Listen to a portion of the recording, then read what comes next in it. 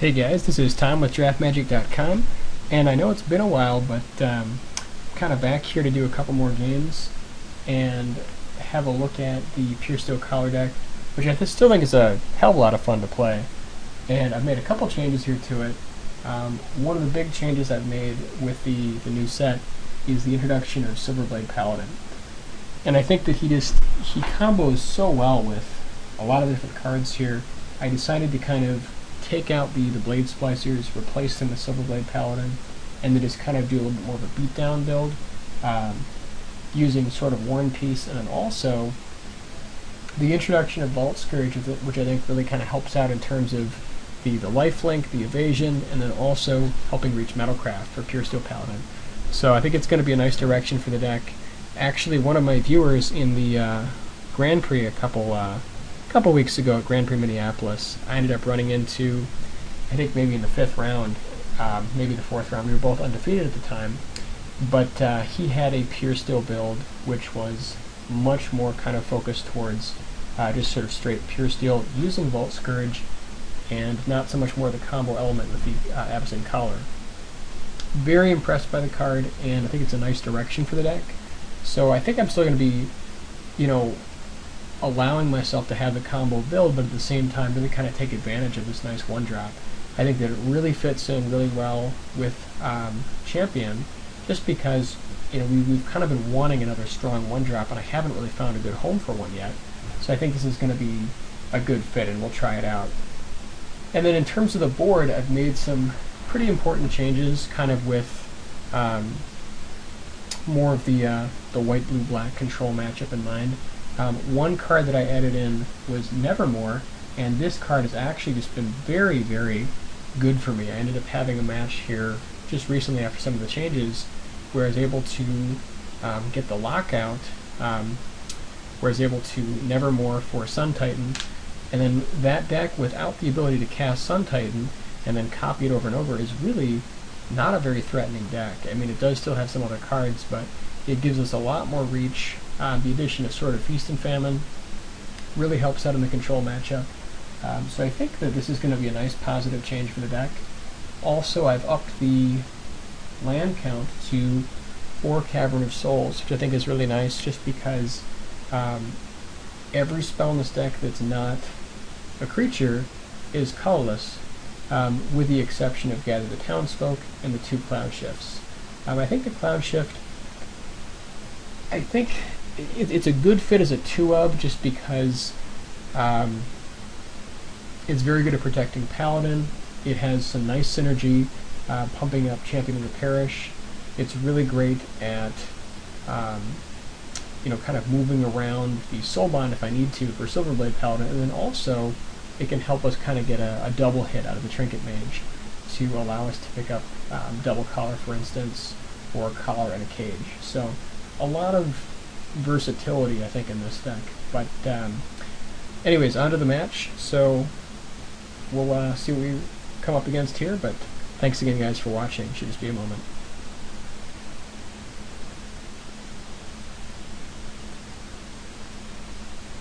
Okay, here we are, and this is actually just a fine open.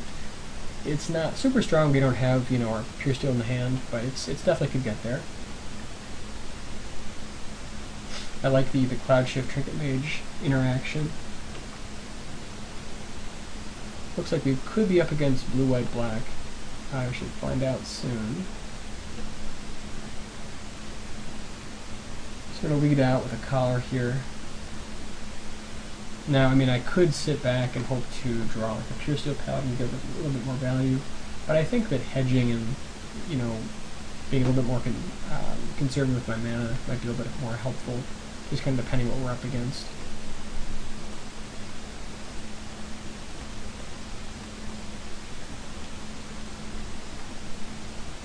So it looks like we're up against blue, white, black control.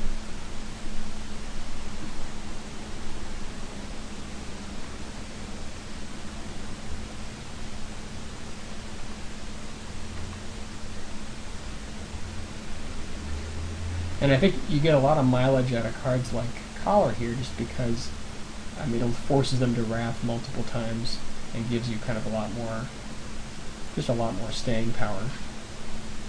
We could drop the Trinket Mage here, but we don't want to get blown out by mana leak, especially because we're running 4 of the land. It's possible we could get a chance to use that next turn.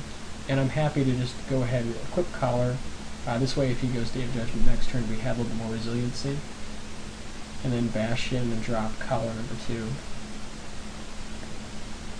This way we are really able to get a lot of threat out of just one card here, and kind of force the Wrath earlier.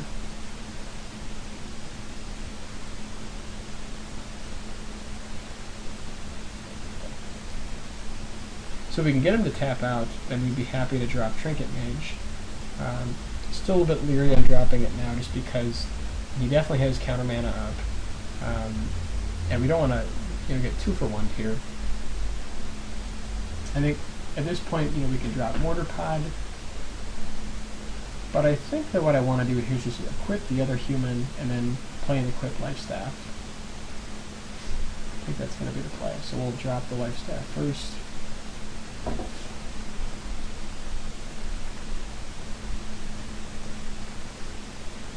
Just to kind of spread it out, just so we don't get blown out.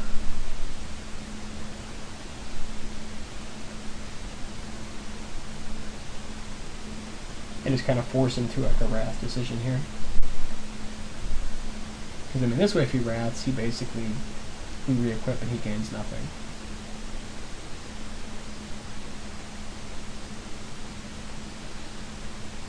So he's probably just going for the turn 6 Titan play,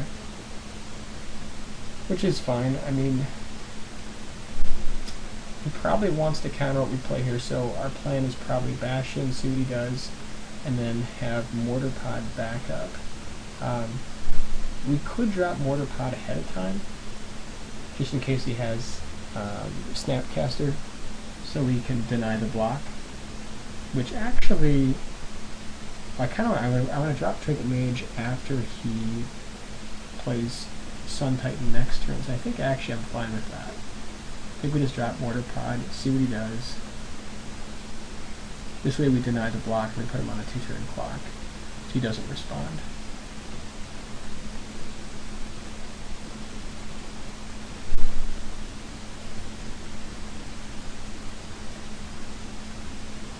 I mean, here we can kind of scare him, by feigning mana leak mana, but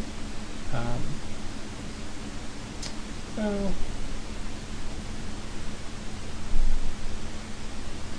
kind of want to just play out the other Mortar Pod. I guess we.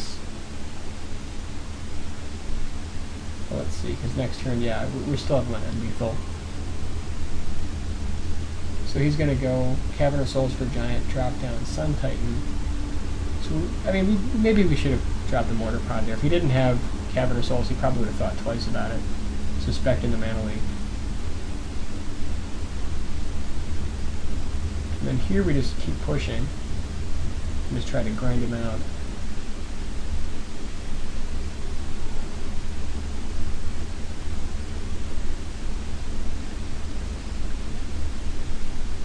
Sword of War and Peace is going to be a pretty big game. Alright.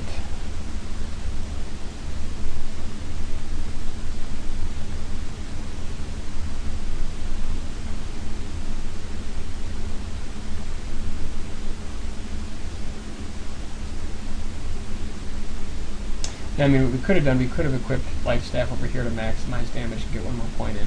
Probably would have been not a bad play, actually. That probably would have been correct.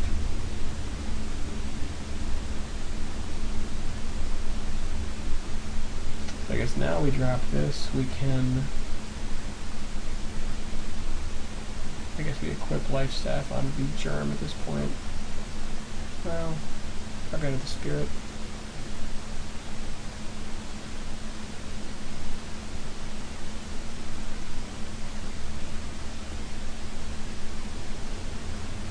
So now, I mean, we're definitely forcing the Wrath. And that's the game. Okay, so I really like, actually, kind of the inclusion of more Swords of War and Peace really helps out against this matchup. I've been having a tough time, but especially with the board plan, bringing in the Singleton Hex Parasite to stop any kind of Planeswalker shenanigans. We bring in Feast and Famine for value against control. Then we also have the O-Rings and the Nevermores. Cutting Vault Scourge, just because life doesn't matter that much, and it's honestly not that much value. Don't need Life Staff. Probably don't need Cloud Shift. Its card's fine. I mean, it dodges Oblivion Ring, but that's, well, I mean, so he could be running like Deadweight to protect our stuff, but I think having just another creature with a little bit more value might be a little bit better here. We don't want to have too many reactive cards against a control deck. Then we can shave probably one Mortar Pod. Well, probably, well, let's see here.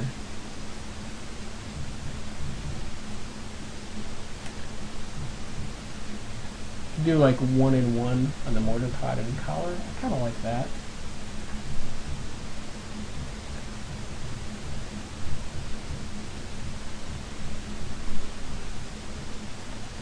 I mean, we want to see Mortar Pod to give us additional reach, especially against control, but we don't want to have 4. There's no reason for it.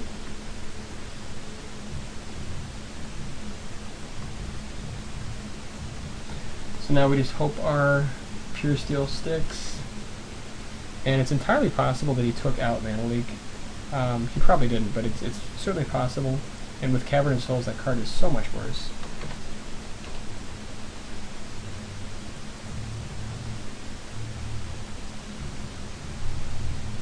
And I'm very, very pleased to be running a full suite of 4 Cavern of Souls. I mean, if we can just nullify those Mana Leaks, it's just really going to help us out. So again, at this point we could push in with like Feast and Famine. But Feast and Famine is almost such a powerful card, I kind of almost like instead, well, let's see, I could go like Puresteel. I kind of like Silverblade Paladin more.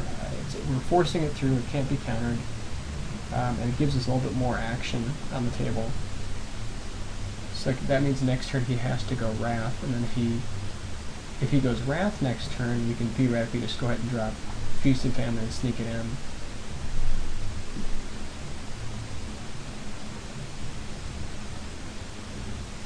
You know, or we can go Puresteel into Collar or something like that.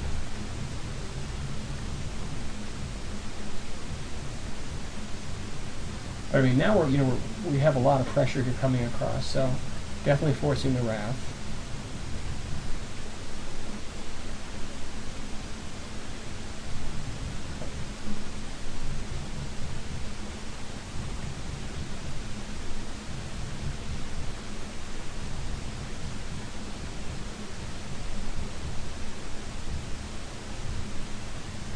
Okay, no Wrath is definitely going to be rough times for him. So he could potentially have, like, Dismember. Alright. We definitely want to see if we can drop down Feast and Famine to dodge his counters, but at the same time, we want to give ourselves some resiliency. So I think that Collar is actually a better play here, just because we want to ensure we have a creature next turn so we can continue the assault.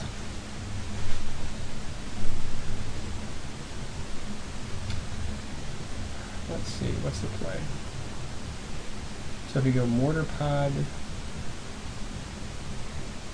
I think we play Collar here and then see what we draw into. We could, I guess we could go like Puresteel and then Collar and get more value. But I want to be able to equip Collar this turn, so I'm not sure I want to do that.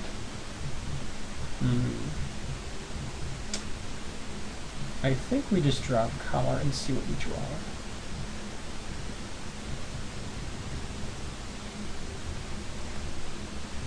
Okay, that was definitely a very, very good pick for us.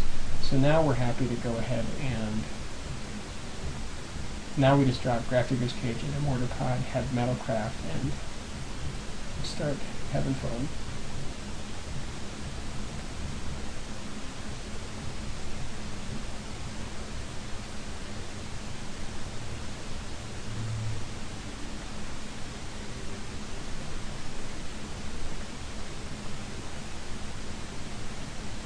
and Cages is very, very good against this deck.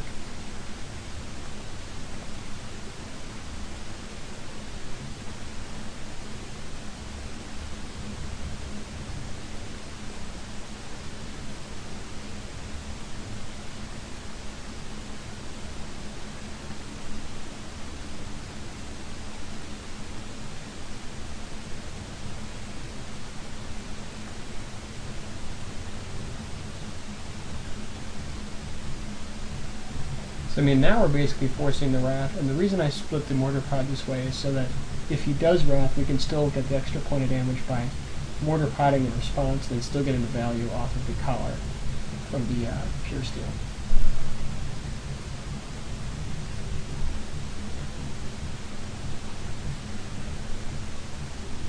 And then if he goes Wrath, we just go Sword Equip, and that should take us home.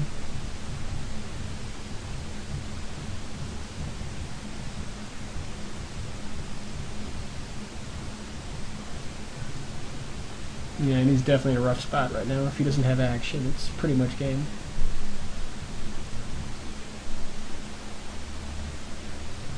That is not going to do it.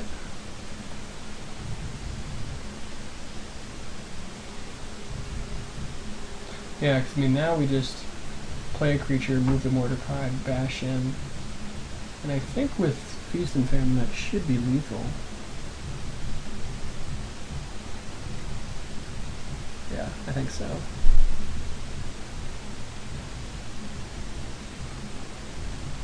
I mean, we could have played like Puresteel Paladin there to get the extra draw, but I'm fine with this.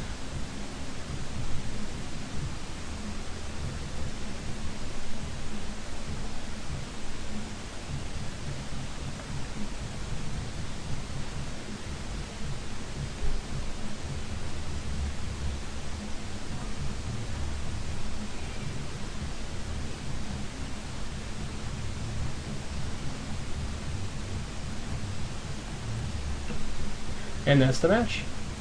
So, kind of closing thoughts. Really liked some of the changes. As you can see, the deck is much more powerful against the Solar Flare variants. Didn't get a chance to see it, but Nevermore prior to the turn 6 Titan, if you can sneak it through, is really, really good. Feast and Famine is such big game against control. So, let me know what you guys think, and we will see you next time.